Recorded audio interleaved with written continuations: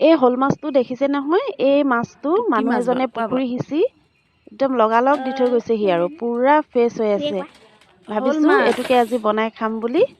আৰু ইয়াৰ লগত কাৱৈ মাছো দিছে কেইজনীমান আৰু মাগুৰ মাছো আছে কেইটামান। এতিয়া আজি ইয়াকে বনাই খাব লাগিব। এতিয়া প্ৰথমে ইয়াক কাটি বাছি চফা কৰি লওঁ আৰু আপোনালোককো দেখাই থাকিম মই এই শ'ল মাছটো কিহৰ লগত বনাম, কেনেকৈ বনাম। আপোনালোকে মোৰ ভিডিঅ'টো সম্পূৰ্ণকৈ চাই থাকিব। এতিয়া বৰ্তমান যিহেতু মাছ কাটি দিবলৈ মানুহ ঘৰত নাই, সেইকাৰণে মই নিজেই কাটিছোঁ। আৰু দাখন অকণমান ভুদা আছিল, সেইকাৰণে অকণমান অসুবিধা হৈছিলে কাটিবলৈ, তথাপিও কাটিলোঁ আৰু তেনেকেই। আৰু মাছটো কাটি লোৱা হৈ গ'ল দেই। আৰু এইফালে এতিয়া মই মাছৰ লগত বনাবৰ কাৰণে কি লৈছোঁ চাওকচোন। এইফালে মানিমুনি লৈছোঁ, ইয়াত ডাঙৰ মানিমুনি আৰু সৰু মানিমুনি দুয়োটাই মিক্স হৈ আছে। আৰু এইফালে নৰসিংহ পাত লৈছোঁ আৰু ভেদাইলতাও আছে অকণমান। এইখিনি এতিয়া ধুই পখালি মই চফা কৰি মিক্সিত পিচি ল'ম।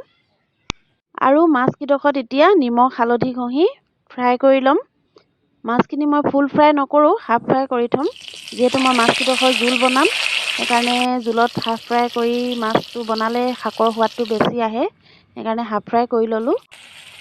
আৰু সেই মাছ ভজাৰ তেলখিনিতে মই এটা শুকান জলকীয়া দি দিলোঁ আৰু পিঁয়াজ, নহৰু, আদা এইখিনি এতিয়া ধুনীয়াকৈ অকণমান সময় ভাজি ল'ম কেঁচা গোন্ধটো যোৱালৈকে। আৰু এইফালে দুটা বিলাহী কাটি ৰাখিছিলোঁ, বিলাহীখিনিও দি দিছোঁ। বিলাহীখিনি গলি যাবৰ কাৰণে মই অকণমান নিমখ দি দিছোঁ।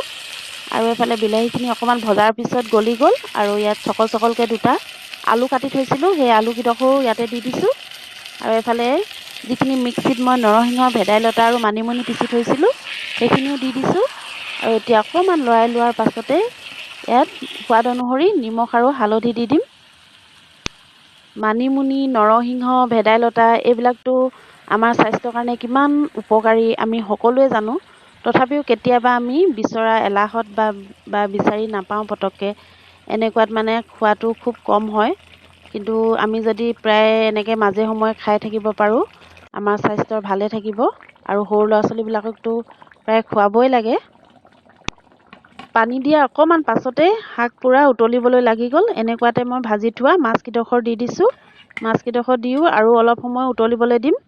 আৰু এতিয়া মই এয়া শাকত দিয়া আলু দুডোখৰমান হেতাখনেৰে হেঁচি ভাঙি দিম। এনেকৈ যদি হেতাখনেৰে আলু কেইডোখৰমান ভাঙি দিয়া হয় জোল শাকত, জোলখিনি অলপ ডাঠো হয় আৰু খাবলৈও ভাল লাগে।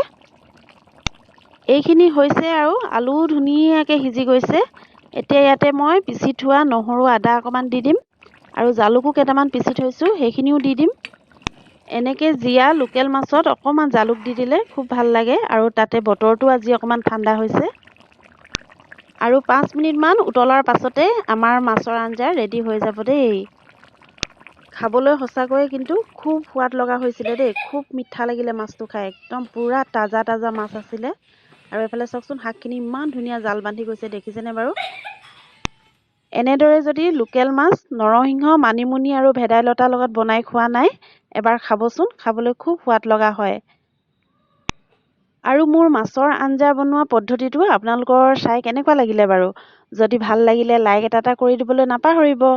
আৰু মোৰ ভিডিঅ'টো শেষলৈকে চোৱাৰ বাবে বহুত বহুত ধন্যবাদ।